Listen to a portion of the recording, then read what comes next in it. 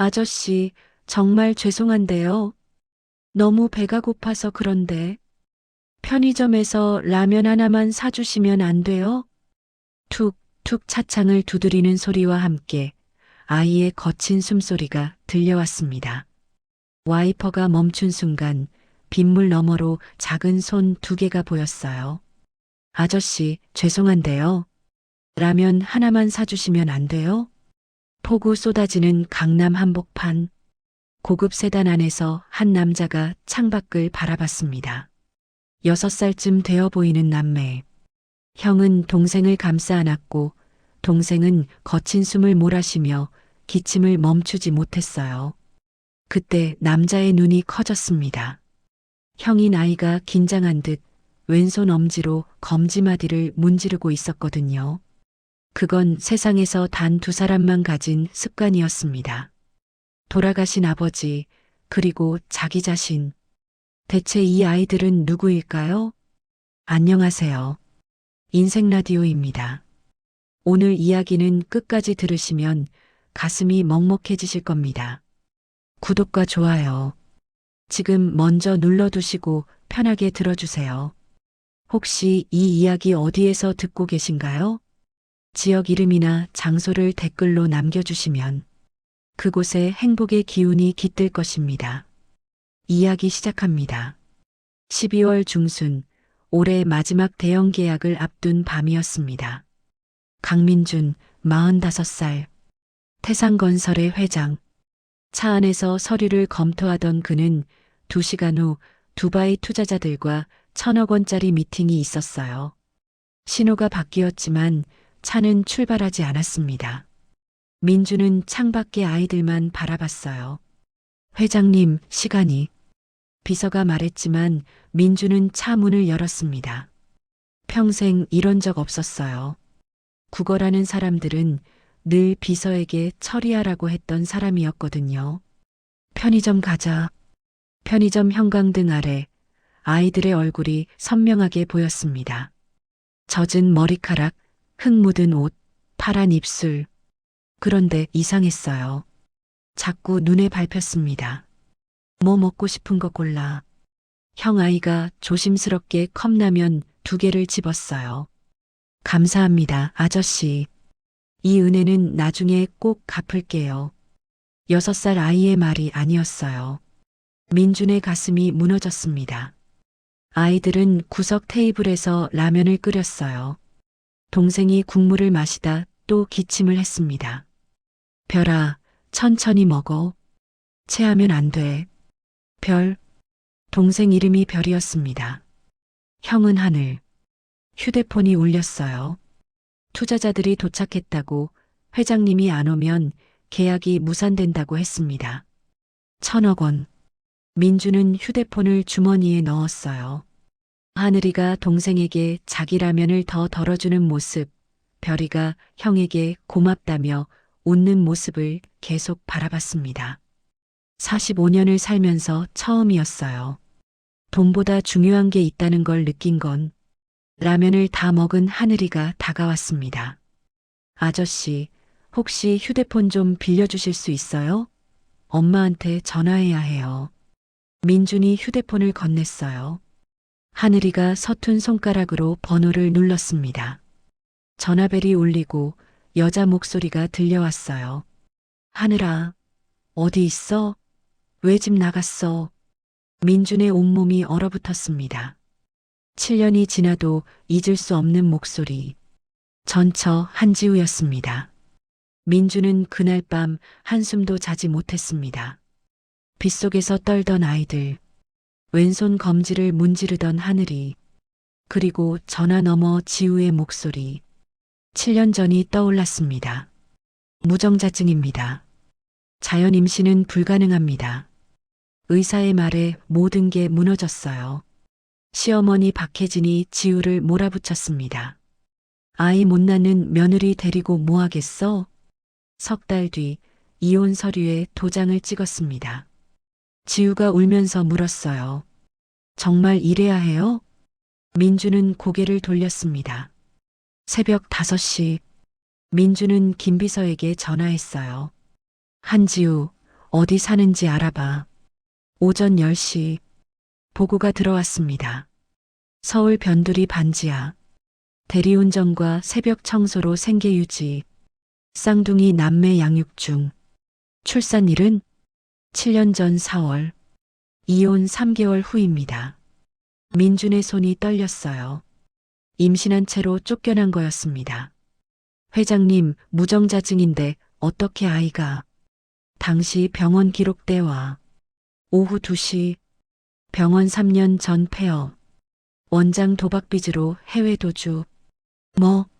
김 비서가 서류를 펼쳤어요. 7년 전 그 병원 계좌로 거액이 입금된 기록. 송금자 이름 박혜진. 민준의 등골이 얼어붙었습니다. 조작이었어요. 처음부터 끝까지. 계모가 의사를 매수해 가짜 진단서를 만든 겁니다. DNA 검사 의뢰해. 이틀 뒤 김 비서가 떨리는 손으로 봉투를 건넸습니다. 민주는 천천히 서류를 펼쳤어요. 유전자 일치율 99.9% 마이너스 생물학적 친자관계 확정. 민준의 손이 떨렸습니다. 내 자식? 하늘이도 별이도 내 핏줄이었어요. 그런데 잠깐 민준의 머릿속이 하얘졌습니다. 김 비서. 예, 회장님. 나 불임이었잖아. 무정자증이라고 했어. 어떻게 이게 가능해? 김 비서도 당황한 표정이었어요. 그러게요. 의학적으로 말이 안 되는데. 당시 병원 기록대와 지금 당장 2시간 뒤 회장님, 병원이 3년 전에 폐업했습니다. 원장은 도박빚 때문에 해외로 도주했고요. 민준의 등골이 오싹해졌어요. 그리고 이걸 보십시오. 김 비서가 서류를 펼쳤습니다. 7년 전 그 병원 계좌로 거액이 입금된 기록. 송금자 이름을 보는 순간 민준의 세상이 무너졌습니다. 박혜진. 계모였습니다. 조작? 이었어? 민준은 비틀거리며 의자에 앉았어요. 처음부터 끝까지 거짓말이었습니다. 계모가 친아들에게 회사를 물려주려고 의사를 매수해 가짜 진단서를 만든 겁니다. 멀쩡했어요. 자기는 멀쩡했던 겁니다. 지우를 버린 건 다 거짓 때문이었어요. 7년 동안 믿었던 의학적 진실이 한순간에 무너졌습니다. 민준의 눈에서 눈물이 쏟아졌습니다. 김 비서, 박혜진 측근들 동향 파악해. 그리고 민준은 DNA 검사 결과지를 꼭 쥐었어요. 오늘 당장 한지우 집으로 간다. 민준은 차를 몰았습니다. DNA 결과지를 조수석에 놓고 떨리는 손으로 핸들을 잡았어요. 서울 변두리, 낡은 빌라촌, 반지하 계단 앞에 작은 운동화 2켤레. 민준은 숨을 고르고 철문 앞에 섰습니다. 똑똑똑. 문이 열렸어요. 지우가 나타났습니다. 누구?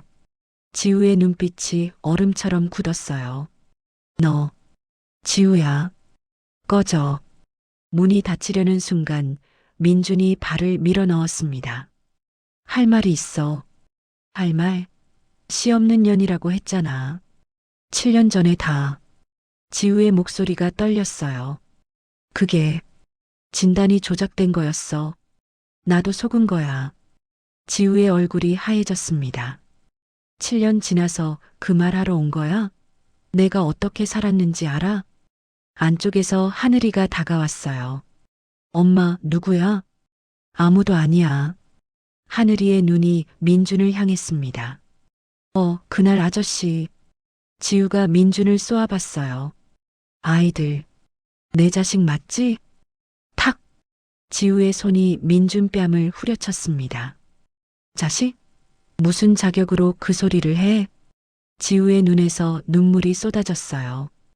애들 아파도 혼자, 돈 없어도 혼자. 7년 동안 어디 있다가.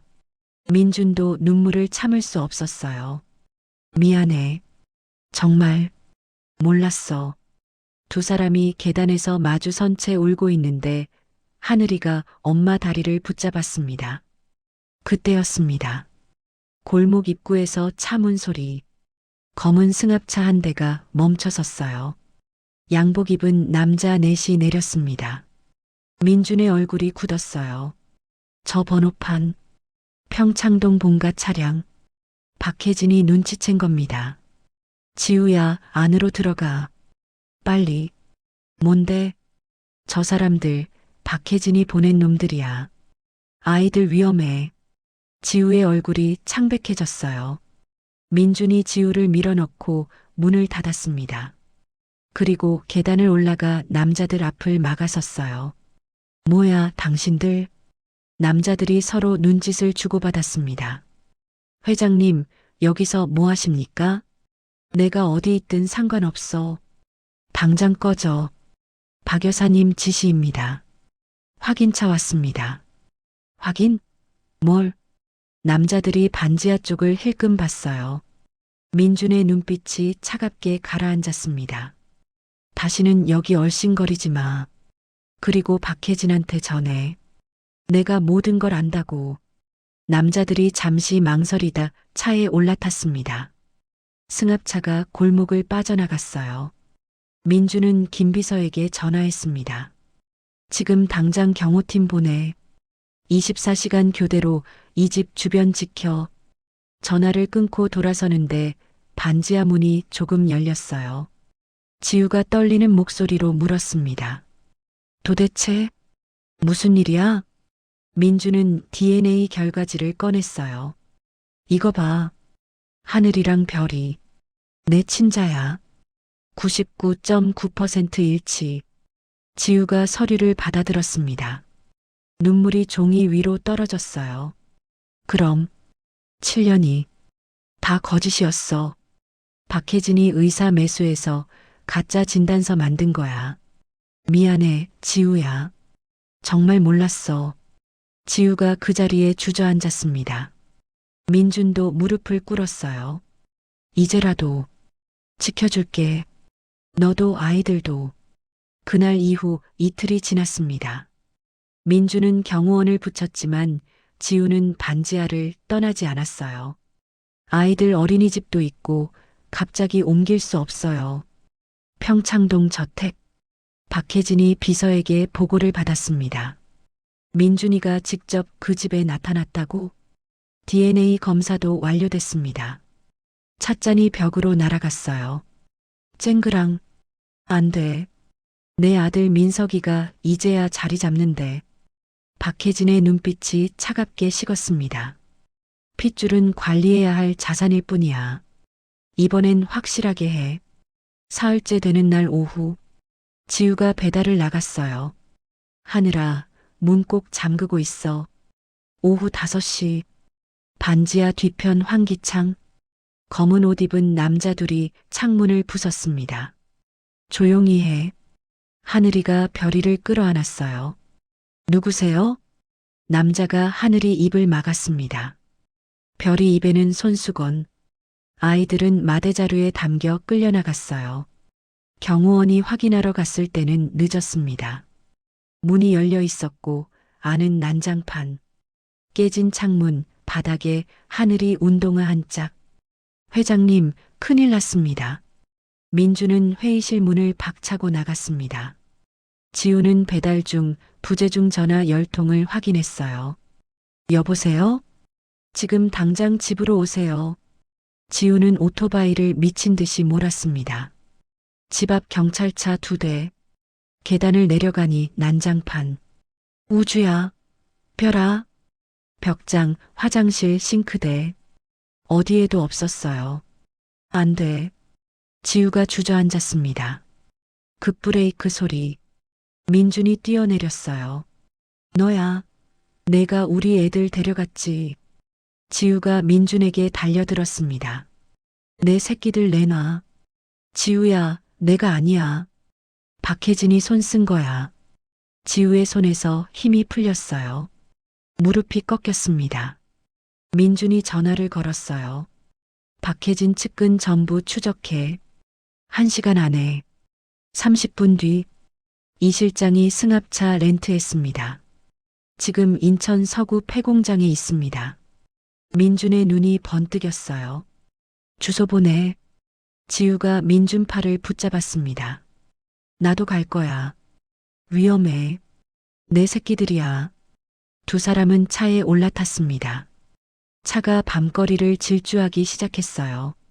40분 뒤 폐공장 지대. 민준이 차를 세웠어요. 200m 앞 건물의 불빛. 입구에 검은 승합차.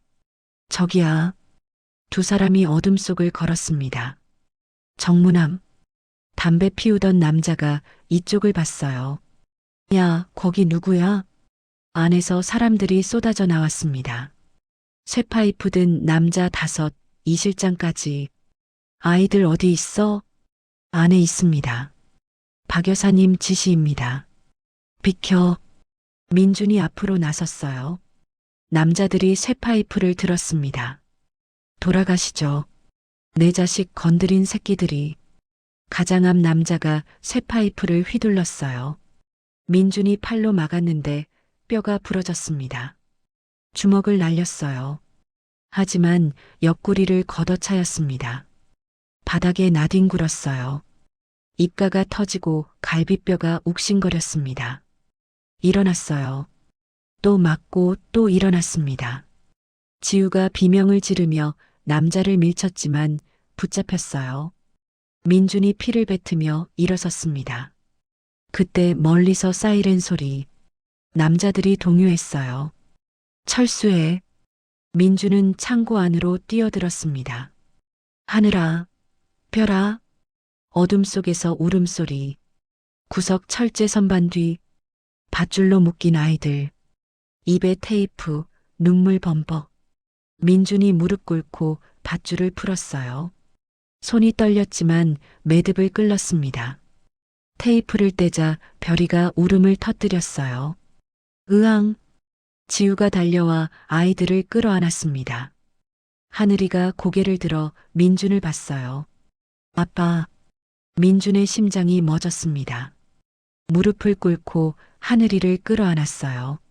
그래. 아빠야. 경찰차 세대가 앞마당에 섰습니다. 이 실장이 현장에서 체포됐어요.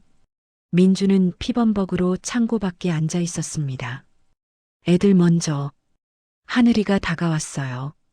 아빠, 많이 아파요? 민준이 웃으며 고개를 저었습니다. 안 아파. 우리 하늘이, 별이 무사해서. 별이가 민준 뺨을 만졌어요. 피났어. 아빠 아파. 민준의 눈에서 눈물이 흘렀습니다. 아빠, 7년을 기다린 순간이었습니다. 그날 밤 민준은 팔 깁스를 하고 돌아왔습니다. 아이들은 펜트하우스 거실에서 잠들어 있었어요. 이제 안전해. 박혜진은 경찰에 넘겼어. 다음 날 아침, 부엌에서 쿵 소리가 났어요. 별이가 바닥에 쓰러져 있었습니다. 코에서 피가 흘렀고 얼굴이 창백했어요. 별아. 시퀀스 8. 수술 전날 밤. 민주는 지우와 아이들을 불렀습니다. 내가 만약 못 돌아오면. 하지 마. 그런 말 하지 마. 지우가 민준 입을 막았어요. 민주는 지우 손을 잡았습니다. 들어줘. 아이들한테 말해줘. 아빠는 너희를 정말 사랑했다고. 7년을 모르고 살았지만 만난 순간부터 너희가 전부였다고. 하늘이가 민준 옷자락을 붙잡았어요. 아빠, 꼭 나와야 돼. 약속해. 민준이 하늘이를 안았습니다. 약속할게. 수술실 앞. 하얀 문이 열렸어요. 민준이 수술복을 입고 들어갔습니다. 지우가 문 앞에 주저앉아 기도했어요. 제발, 제발 살려주세요. 수술 시작. 마취가 들어갔습니다. 민준의 심박수가 떨어지기 시작했어요. 모니터에서 경고음이 울렸습니다. 삐삐삐. 심정지. 의료진이 달려들었어요. 제세동기. 전기 충격. 한 번, 두 번, 세 번. 안 됩니다. 한 번 더. 네 번째 충격. 모니터가 다시 깜빡이기 시작했습니다. 약하지만 규칙적인 심박. 살았습니다. 골수 채취가 시작됐어요. 5시간이 흘렀습니다. 수술실 문이 열렸어요. 교수가 피곤한 얼굴로 나왔습니다. 지우가 벌떡 일어났어요. 선생님, 성공했습니다. 지우가 그 자리에 무너졌습니다. 회장님 심장이 2번 멈췄습니다. 하지만 기적적으로 살아나셨어요. 지금 중환자실로 옮기는 중입니다. 민주는 일주일 동안 혼수 상태였습니다. 지우는 중환자실 밖에서 한 발짝도 떠나지 않았어요. 별이는 골수 이식 수술을 받고 무균실에 있었습니다. 일주일째 되던 날 아침, 민준의 손가락이 움직였어요. 여보, 지우가 민준 손을 붙잡았습니다. 민준이 천천히 눈을 떴어요. 지우야. 응, 나야. 당신 살았어. 살아났어. 지우가 울면서 웃었습니다. 별이는 수술 잘 됐어. 지금 회복 중이야. 민준의 눈에서 눈물이 흘렀어요. 다행이다. 한 달이 지났습니다. 별이가 무균실에서 나왔어요. 얼굴에 혈색이 돌기 시작했습니다. 민준도 재활을 시작했어요. 3달째 별이는 뛰어다닐 수 있게 됐습니다. 민준은 지팡이 없이 걸을 수 있게 됐어요. 그리고 1년이 흘렀습니다. 시골 작은 마을, 흰 담장집 마당에서 웃음소리가 들렸어요. 하늘이와 별이가 축구공을 찼습니다. 민준이 골키퍼를 서고 지우가 옆에서 박수를 쳤어요. 엄마 봤어? 내가 골 넣었어. 별이가 뛰어왔습니다. 빨간 볼, 환한 웃음. 1년 전 중환자실에 누워있던 그 아이가 맞나 싶을 정도였어요. 저녁 식탁. 4사람이 둘러앉아 밥을 먹었습니다. 아빠, 내일 학교에서 가족사진 가져오래. 하늘이가 말했어요. 그래. 그럼 내일 찍으러 가자. 민준이 웃으며 대답했습니다. 지우가 민준을 바라봤어요. 민준은 편안하게 밥을 먹고 있었습니다. 왼손으로 숟가락을 들고 오른손은 그냥 무릎 위에. 지우는 깨달았어요. 민준의 습관. 왼손 엄지로 오른손 검지마디를 문지르던 그 버릇이 사라졌다는 걸 1년 동안 한 번도 보지 못했습니다. 여보, 응? 행복해? 민준이 지우 손을 잡았어요. 당연하지. 이보다 더 행복할 순 없어. 창밖으로 석양이 지고 있었습니다. 마당에서 아이들 웃음소리가 들렸어요. 민준은 생각했습니다. 7년을 잃었지만 이제는 매일이 선물 같다고. 빗속에서 차창을 두드리던 작은 손. 그날 차를 세우길 정말 잘했다고. 어려운 길을 돌아왔지만 결국 우리는 가족이 됐습니다. 때론 늦어도 괜찮아요. 중요한 건 포기하지 않는 것이니까요. 당신의 인생에도 빗속에 작은 손이 있나요? 그 손을 잡아줄 용기, 오늘 내어보는 건 어떨까요? 민준이 별이를 안았습니다. 몸이 불처럼 뜨거웠어요. 병원 응급실. 3시간 뒤 교수가 심각한 표정으로 나왔어요. 급성 골수성 백혈병입니다. 당장 골수 이식을 하지 않으면 일주일을 넘기기 힘듭니다. 백혈병. 지우가 교수 가운을 붙잡았습니다. 어제까지 멀쩡했는데 잠복해 있던 병이 터진 겁니다. 민준이 교수 어깨를 붙잡았어요. 돈이면 됩니까? 조직이 일치하는 공여자가 필요합니다. 검사가 시작됐습니다. 반나절 뒤 어머니와 형 쪽은 일치하지 않습니다. 지우가 오열했습니다. 저는요? 민준이 앞으로 나섰어요. 교수가 차트를 넘겼습니다. 유전자 일치율 99.9%, 조직형까지 완벽하게 일치합니다. 지우의 눈에서 눈물이 쏟아졌어요. 그럼 바로 수술 들어가면 되는 겁니까? 교수의 표정이 어두워졌어요. 회장님, 선천적인 마취 쇼크 알레르기와 부정맥이 있으시더군요. 전신 마취를 할 경우 심정지 확률이 80%가 넘습니다. 복도가 얼어붙었습니다. 골수 채취는 전신 마취가 필수입니다. 이건 죽으러 들어가는 것과 다름없습니다. 민주는 벽에 기대어 주저앉았어요. 별이를 살리려면 아빠가 죽어야 한다. 하지 마. 지우가 민준 바지가랑이를 붙잡고 울부짖었습니다. 제발 하지 마. 별이 살리자고 당신까지 죽으면 우리 하늘이는? 나는? 지우야. 7년 동안 혼자 키웠어. 아빠 없이 키웠다고. 그러니까 제발. 민주는 아무 말도 하지 못했습니다. 그날 밤 민주는 중환자실 유리창 앞에 섰어요. 산소호흡기 쓴 별이, 수액줄 꽂힌 작은 손, 어제까지 아빠 아파라며 뺨을 만져주던 아이. 발소리가 들렸어요. 하늘이가 서 있었습니다. 아빠, 별이 언제 일어나? 민준이 무릎을 꿇었어요. 별이가 많이 아파서 자고 있어. 진짜 안 죽어? 하늘이 눈에 눈물이 고였습니다. 안 죽어. 아빠가 지켜줄게. 민준이 하늘이를 안았어요. 다음 날 아침 민준은 교수를 찾아갔습니다. 수술하겠습니다. 80% 확률로. 알고 있습니다. 교수가 한참 민준을 바라봤어요. 유 원장도 준비하시는 게. 민준은 김 비서에게 전화했습니다. 변호사 불러. 유 원장 작성해야 해. 회장님, 그게 무슨. 내가 만약 잘못되면 재산 절반은 소아암 재단에 기부해. 나머지는 지우랑 아이들한테. 회장님, 민주는 전화를 끊고 창밖을 바라봤어요. 두렵지만 후회는 없었습니다.